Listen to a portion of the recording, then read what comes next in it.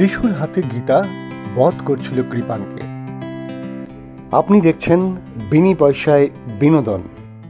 পরিবারের সকলে মিলে শিবরাত্রির উপোস করে সবাই যাচ্ছিল শিবের মাথায় জল ঢালতে, এবং মন্দিরে গিয়ে সকলে মিলে শিবের মাথায় জল ঢালে এবং শিবের গান গাইতে আরম্ভ করে গীতা। সেইখানে হঠাৎই লুকিয়ে প্রবেশ করে কৃপান। কৃপান বন্দুক নিয়ে সোজাসুজি পাক করে গুলি করতে যাচ্ছিল। ঠিক সেই সময় কৃপানের উপর চোখ পড়ে যায় গীতা এলএলবির, এবং গীতা মন্দিরে থাকা ত্রিশূল নিয়ে সোজা কৃপানের সামনে চলে আসে এবং কৃপানকে সেই ত্রিশূল দিয়ে বধ করছিল। পদ্ম এসে কৃপানকে জড়িয়ে ধরে এবং গীতার কাছে ক্ষমা চায় যে তুমি এই শিবরাত্রির দিন আমার স্মৃতির সিঁদুর কেড়ে নিও না, ওকে মেরো না, ওকে বাঁচবার একটা সুযোগ দাও। গীতার কাছে পদ্ম কাঁদতে থাকে আর কৃপানের প্রাণ ভিক্ষা করতে থাকে।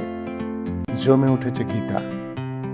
এরপর কি হবে তা দেখার জন্য চোখ রাখতে হবে বিনি পয়সায় বিনোদন।